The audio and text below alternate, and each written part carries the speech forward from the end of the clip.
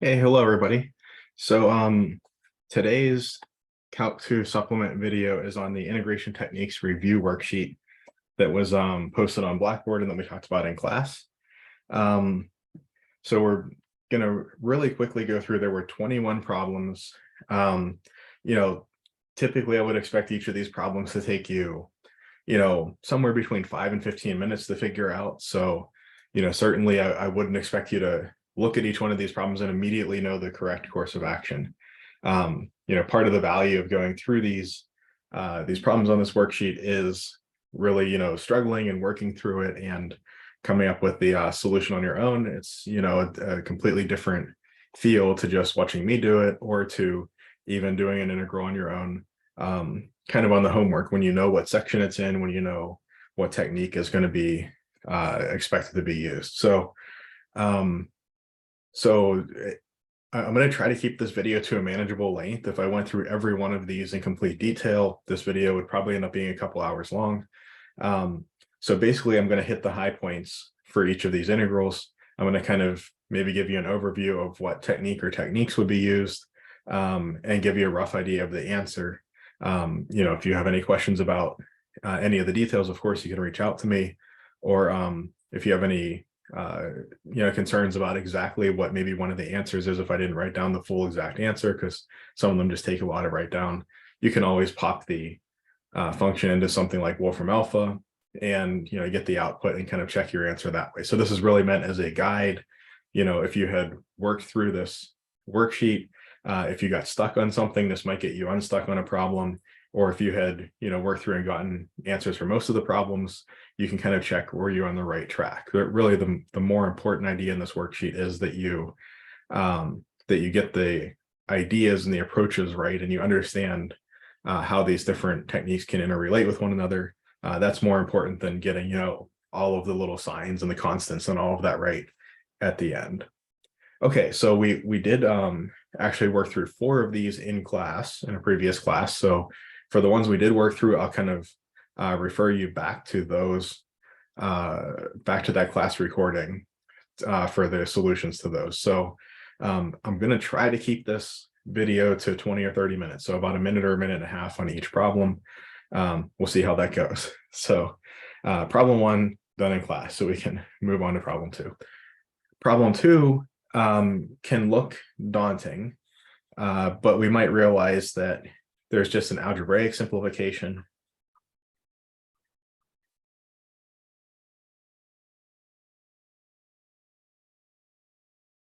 that we can do first, right? So always look for the simple stuff first. Always look for the kind of Calc 1 stuff, the end of chapter 5 stuff.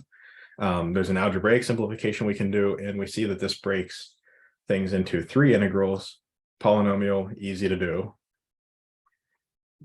X sine x, how will we integrate x sine x? Well, if we differentiate the x factor and we can integrate the sine x factor without much trouble, the x is going to differentiate away to a 1. The sine is going to integrate to something like a cosine, and then we can integrate the cosine. So we see that's a good candidate for integration by parts.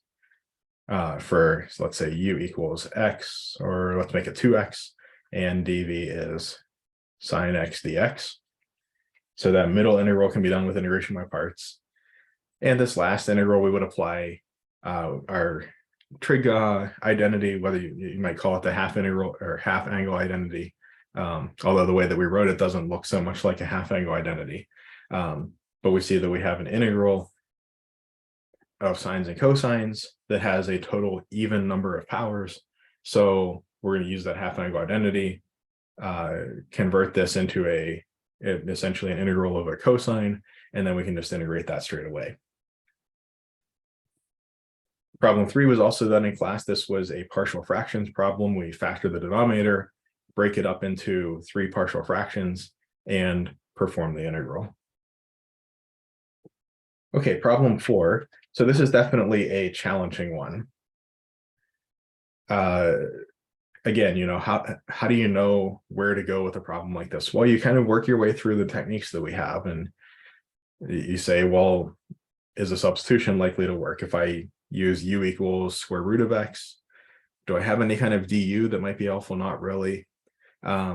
But I look at this and I say, well, I note that the derivative of arctan is much simpler than arctan itself.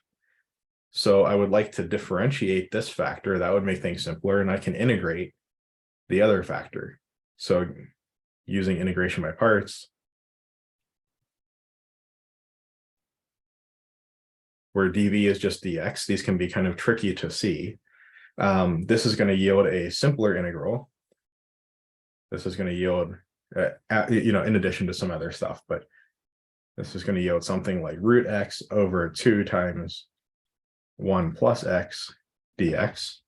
And then for this integral, we'll use, let's say s equals root x for a substitution. We've kind of already used u, so I won't use u again, but now use the substitution s equals root x, and work through this a little bit, and we can find that that we'll be able to use the substitution to address this integral. And at the end of all of this, I got x arctan root x minus root x plus arctan root x plus c. So number 4, I would say, is one of the more challenging ones from the worksheet. Number 5, tangents and secant squareds. We know they kind of work a little bit like sines and cosines, because we have the Pythagorean identity that relates them, and also the derivative of tangent is secant squared. So that gives us the clue that u equal tan theta. If we try the simple thing, if u is tan theta, what's du? Well, it's secant squared theta d theta. That just works out perfectly. So just a basic substitution for a trig function here, and that's about all we need to do. So that just yields 1/4 tan to the 4th theta plus c.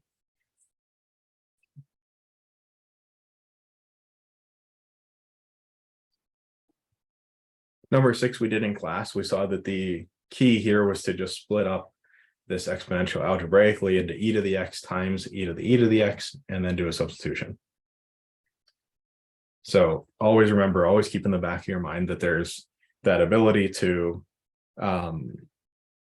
make an algebraic simplification, maybe breaking a fraction up into 2 fractions, maybe simplifying a log function, something like that, that can make your integral easier to do.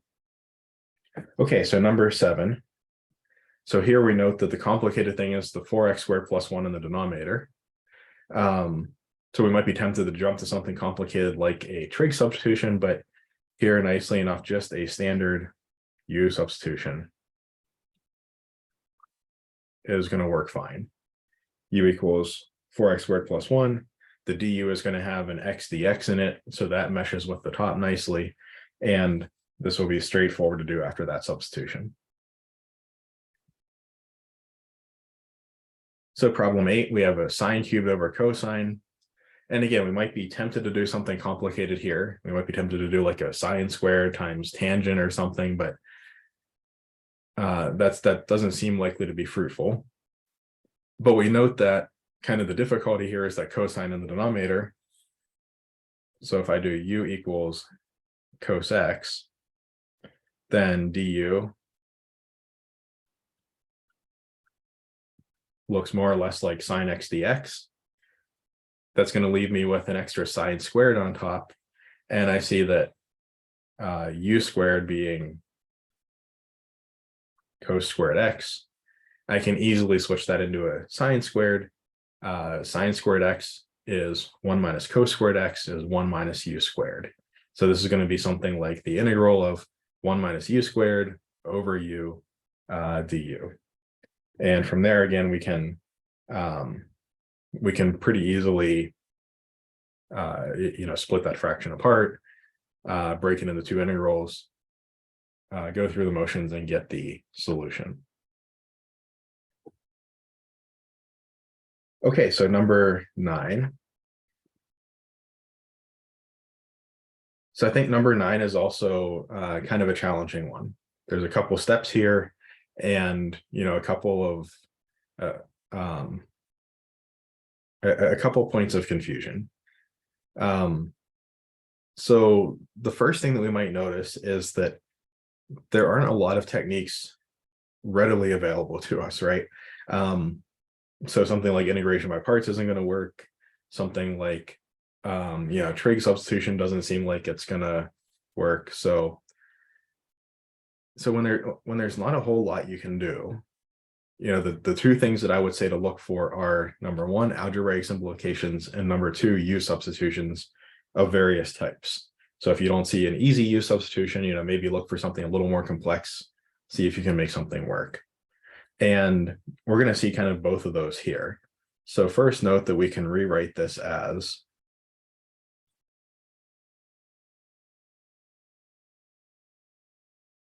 dx over x times times 1 plus root x.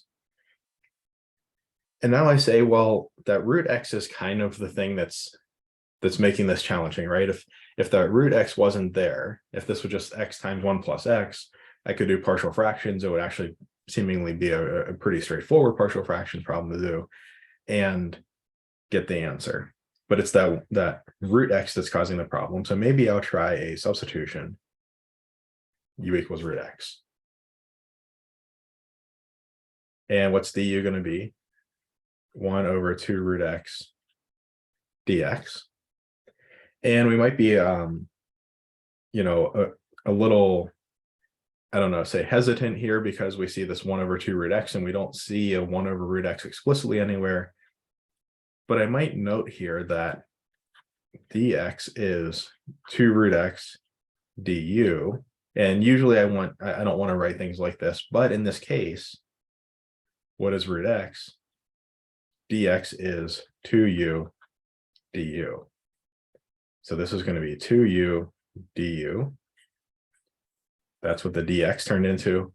On the bottom, what do I have? X is u squared, and root x is u. And now I see I can do a little simplification, get rid of a power of u on the top and the bottom, and then partial fractions, fairly straightforward partial fractions calculation through the two resulting integrals. And what I ended up with was log absolute value of x over 1 plus root x squared plus c. And we could probably argue that we don't actually need the absolute values here because the denominator is squared. Well, the denominator is always positive, even the argument inside the power, and the x being part of the square root of x over here has to be non-negative. So we could also use parentheses here and not have a problem. And again, just a reminder, I've worked through these already. I've got my notes here that I've worked through. So don't feel like you should be able to sit down, look at this and come up with this strategy as quickly as I am. I'm not able to come up with a strategy as quickly as I'm going through it now. I've prepared already all of these answers and all these problems. So I certainly wouldn't expect you to. This is intended to be a review. This is intended to be, after you've worked through these problems yourself, after you spent, maybe 5 minutes on one of the more straightforward problems, or maybe 15 or 20 minutes struggling with one of the more difficult problems, like say this one, going down a couple of dead ends before you find something that lets you get traction. That's really the purpose of this, is it's a review. So don't think that you should be, you should be able to in 15 seconds see exactly the right path to go down. That's not at all the expectation. Just trying to keep this to a manageable lane. And we're halfway through, we're already at pushing 15 minutes. So, okay, so on to number 10. Here, kind of the short answer, there's not a whole lot that we can do when we have logs interacting with trig functions like this. So we're looking for a U substitution. And if we get a bit greedy and we say, what's the thing I would love to get rid of? Log of tan of x. If I set that to be u, I actually see that that things work out pretty nicely. Du is 1 over tan x from the differentiating the log, derivative of tan is secant squared dx. And if I go through figure out what dx is in terms of all of these other trig functions, or sorry, what du is in terms of all these other trig functions, the sine and the cosine and all that, it turns out that this just works out to be integral of u du. So this ends up being, the integral ends up being just 1/2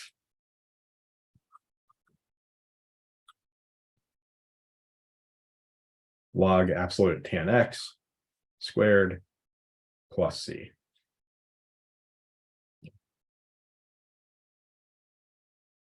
So the tough part here was just finding what u to use, what substitution to use. Okay, number 11. Again, the substitution to use is u equal ln of x. We could look at this, a few different ways. You might, think maybe something like integration by parts, differentiating a log kind of makes it simpler, but then we're left with this 1 over root 1 plus log x squared stuff, and that's not very promising to integrate. So, that kind of leads us down the path of a substitution and setting u equal log x. We see that this guy and that guy are going to turn into u's, and this guy is going to help out with our du. So that's the strategy for number 11. Okay, number 12, root 1 plus e to the x. And I think this is actually a fairly difficult problem, because the u that we're going to use is actually the whole integrand, making du so that if I have square root of stuff, I differentiate it, I get 1 over 2 root stuff times the derivative of the stuff inside, which is e to the x dx. So that's what I get for du. All right, what is e to the x? What is e to the x? E to the x is, well, from here, u squared minus 1 is e to the x. So where can I go from here? I have that 2 root 1 plus e to the x. Well, what was that? That was u. Du equals e to the x dx. Or this tells me what? That 2u du equals dx, and then I have to divide through by that e to the x. I have to divide through by u squared minus 1. So I have to do actually quite a bit of behind the scenes work here to kind of make this work out. So using this for my u and using this for my dx. So I switch root 1 plus e to the x into u. I switch dx into this whole thing, 2u over u squared minus 1 times du. And let me actually write that out. So I have a u times this stuff. So I have a 2u squared over u squared minus 1 du is what I end up with. And then here, I'm going to take my partial fractions approach, where really I'm going to note that my numerator and denominator have the same degree. So I'm going to divide out a polynomial term. I have a leftover term, and the leftover term I can apply partial fractions to. So partial fractions from here, and that takes us the rest of the way. So I think number 12 was probably one of the more difficult ones on the worksheet. Okay, so 13. So 13, what's the plan here? Being a definite integral doesn't really change much as far as strategy goes. Of course, we're going to just find the indefinite integral and then just evaluate. So what are we going to use here? We're going to do u equal x squared plus 1 du is 2x dx. And this is going to give us something like 1 over u cubed, or u to the minus 3, that integrates to something like u to the minus 2, right? With some constants floating around, but that's a minor detail. But this is the strategy. And then we're going to get, I ended up with 3/16 as the final answer. Problem 14, again, we did it in class, and the key here was just to break the interval of integration into two intervals. One interval where the e to the x minus 1 is positive, and we can just get rid of the absolute values, and the other interval where e to the x minus 1 is negative, so the absolute values just make it into a 1 minus e to the x without the absolute values, and then just do those two integrals separately. So again, details we talked about in class. Problem 15, this is basically just a straightforward partial fractions problem. One note on partial fractions, it always is good to just kind of, take a quick glance and see, is there a simpler way to go about this? Do I just know the integral? Is it just like integral of 1 over 1 plus x squared or something? Or is it like, do I just know that it's a log right away? If it's x over x squared minus 1 or something, do I just know that answer? Can I get it with a substitution or something? And those ideas aren't really going to bring us to a path forward here. So we just jump into partial fractions. It's always good though to take 5 or 10 seconds and just think about substitutions or just basic integrals before we jump into a whole partial fractions problem. But that's not going to help here, so we just are stuck with doing the partial fractions. Okay, so number 16.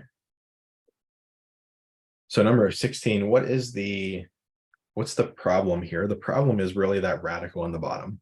The square root of x squared minus 1 is the thing that's making things complicated. So I'm going to,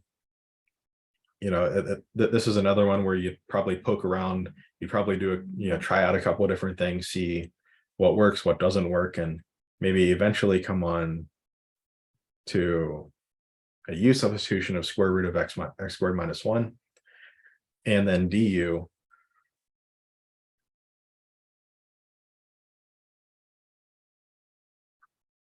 So we have 1 over 2 root x squared minus 1 times 2x on the top, so that 2's go away, and I get just an x left over. And I note that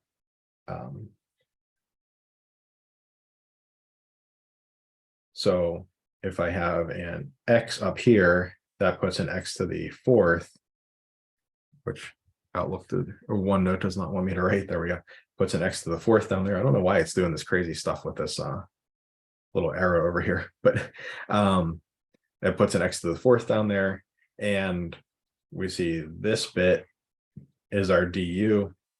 So this looks like integral du, and then I note that u squared is x squared minus 1, or x squared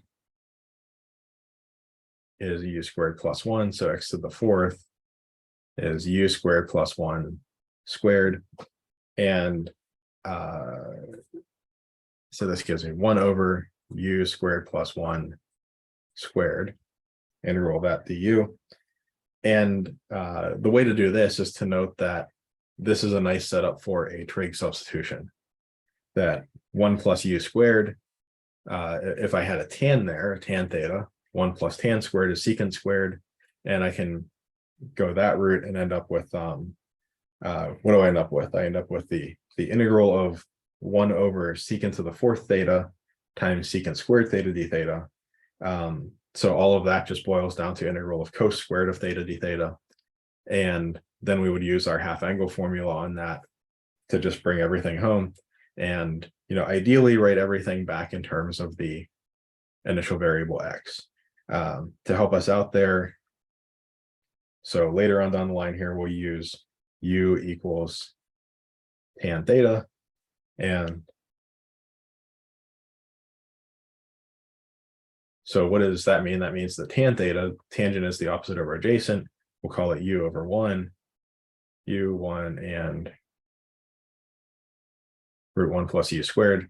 when we get our answer in theta, we can use this triangle to help us kind of bring things back to the U world, and then we can bring the U world back to the X world with that substitution. All right, so even with as quickly as I'm going through these, we're already at 25 minutes. So these last ones I'll try to go through somewhat quickly. Number 17 looks a lot more complicated than it is. There's just a goofy looking exponent, but we see that we can easily do a substitution. U equals 3x plus 1. And this is really just a power function, right? This is really just going to look like 3x plus 1 to the 1 plus root 2. We add 1 to the power, we divide by the new power. And if I differentiate this, I get 1 plus root 2 times 3x plus 1 to the 1 plus root 2 minus 1 is root 2. So that looks good so far, but the chain rule pops out at 3. So I need a 3 on the bottom to counteract that. And then I just evaluate this from 0 to 1. So number 17 is actually quite a bit simpler than it looks. It's just kind of that complicated power that makes it look more complicated than it is. Number 18, arctan x over x squared. So what's the strategy here? We're going to use u equal arctan x, and then dv is going to be x to the minus 2 dx. We note that we have two factors here, one of which is just the power function that we can integrate and doesn't really become any more complicated. The other of which, the arctan x, becomes a lot simpler when we differentiate it. We might think of something like a u substitution here. That would be a fair thought. U equal arctan x, then du is going to be 1 over 1 plus x squared dx. Could we make that work out? I think it's going to be at the very least easier to go the integration by parts route. If the substitution were to work out, I think there would be quite a bit of algebra behind the scenes that would have to be done to get the same answer. So I think this is the more straightforward route, and this is going to get us into an integral where we'll use partial fractions, and the partial fractions will get us to the final answer. Number 19. So again, I note that kind of the challenge here is this e to the x squared bit. That's the bit that's making this difficult to do. If I just had integral x cubed e to the x, I could do integration by parts a couple of times, knock the powers on that x cubed term or x cubed factor down a couple, and then just do the integral pretty easily. So, so that would be nice if I could get integral of just something like e to the x with some other factors of x. That's not as big of a deal, but it's really this exponential. So what do? I set u equal x squared, right? U equal e to the x squared isn't going to work out super easily, but u equals x squared, du is 2x dx. So I have the integral, I get e to the u, that's used up this factor. I have x times x squared dx. So using the x and the dx, we'll put a 1/2 over here. The x dx gives me a du. And then what am I left with? I'm left with, from this x cubed factor, I'm left with an x squared, or I'm left with a u. So now I have to integrate u du. Don't forget about the 1/2 in front. And this is an integration by parts problem. So we do integration by parts. We rephrase back in terms of x, and that's the answer. Number 20. So here we have an integral of trig functions, sines and cosines multiplied together. I note that I have a total number of 5 powers of trig functions, and that suggests that I should pull off the odd one out, sine x. So I should make sine x dx du, and then I'll set u equal cos x. I'll set u equals cos x, so with the positive sign, and that makes du negative sine x dx. And so this will be my trig substitution that I'll do. I suppose trig integral that I'll do. We use the term trig substitution for something slightly different. So then I see that I'm going to end up with a u squared here. So that works out nicely. One of these 3 powers of sine hits that dx to make a du. The other 2 powers, I'll get a sine squared is 1 minus cos squared, so 1 minus u squared. And that's the path forward here. So once we kind of figure out the strategy, the path forward is really a matter of a bunch of algebra, being really careful with our signs and positive, negative signs, that kind of thing. And just doing all the bookkeeping, make sure we don't leave anything behind, make sure we don't forget about, say, that sine squared that's still kind of sticking around. Okay. And then last but not least, we have this problem, integral of 2x squared plus 1 times e to the x squared dx.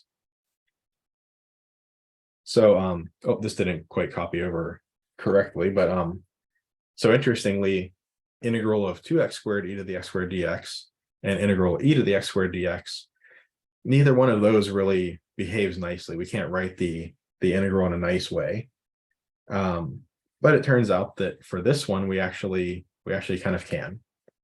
So here u equals x and dv equals 2x e to the x squared dx.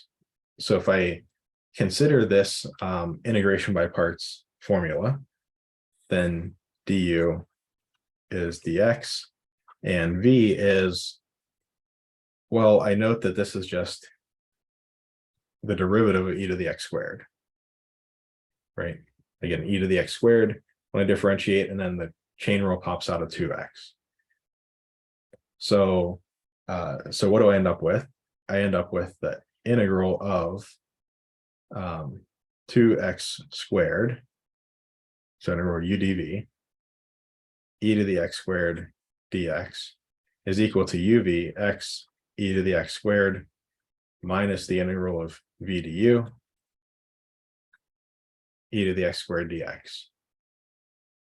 Or I can pop this integral over to the left and I get integral of 2x squared plus 1 e to the x squared dx equals x e to the x squared.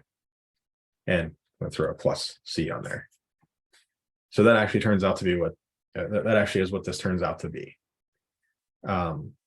So I had to actually apply integration by parts to something that was only part of the integrand, and that let me kind of construct the other part and then smash those two together and kind of solve for it. So it's kind of interesting that neither one of the terms of our integrand by itself integrates nicely.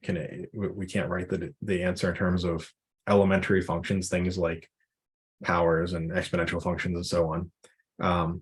But the combination of the two terms under the integral sign does integrate nicely. So just a little kind of bonus problem for number 21 there. All right, so that wraps up our review sheet. I think I kept it to just a little bit over half an hour. And yeah, again, if you have any questions on this, let me know. This is certainly not the pace that I expect you to solve these problems. I didn't even solve most of them to completion. So, like I said, somewhere between 5 and 15 minutes for per problem for most of these problems would be kind of a reasonable time expectation. For a couple of the problems that are more challenging, that require a couple of difficult integration techniques, even 20 minutes wouldn't be out of the question. All right, so that wraps up our supplement.